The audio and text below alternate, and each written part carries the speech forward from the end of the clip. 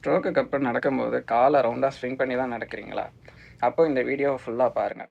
ஸ்ட்ரோக்குக்கு அப்புறம் காலை சுற்றி சுற்றி வச்சு நடக்கிறதுக்கு பேர் சர்க்கம்டக்ஷன் கெயிட்டுன்னு சொல்லுவாங்க.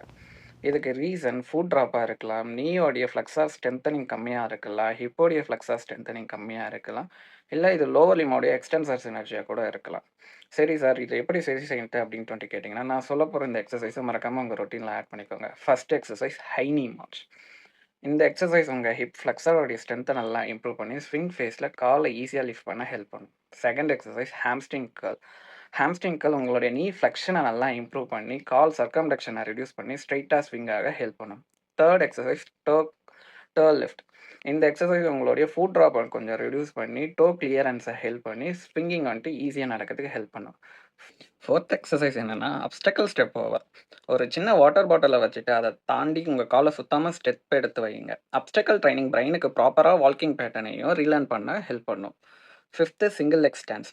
சிங்கிள் லெக் ஸ்டாண்ட்ஸுக்கு சப்போர்ட்டுக்கு ஒரு விண்டோஸையோ இல்லை வாக்கரையோ பிடிச்சிக்கிட்டு உங்கள் அஃபெக்டட் லெக் மேலே வெயிட்டை கொடுத்துட்டு ஸ்ட்ரைட்டாக வந்துட்டு நில்லுங்க. அன்அஃபெக்டட் லெக்கை தரையிலேருந்து லிஃப்ட் பண்ணுங்கள். இது உங்கள் அஃபெக்டட் லெக் மேலே இருக்க கான்ஃபிடென்ட்டை இன்க்ரீஸ் பண்ணி பேலன்ஸை இம்ப்ரூவ் பண்ணுறதுக்கு ஹெல்ப் பண்ணும். Sixth exercise forward lunges. உங்களுடைய அஃபெக்டட் லெக்கை முன்னாடி ஃபார்வர்டு எடுத்து வச்சுட்டு உங்கள் நீயை வந்துட்டு ஸ்ட்ரைட்டாக பெண்ட் பண்ணி மடக்கி நிமிர்ந்து உட்காந்து எழுங்க.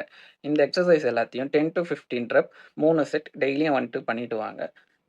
மறக்காமல் இந்த எக்ஸசைஸில் ஃபாலோ பண்ணிவிட்டு யூஸ்ஃபுல்லாக இருந்ததுன்னு கமெண்ட் பண்ணுங்கள். இது போல் எவிடன்ஸ் பேஸ்டு கண்டென்ட்டுக்கு மறக்காமல் ஃபாலோ பண்ணிக்கோங்க. தேங்க்யூ.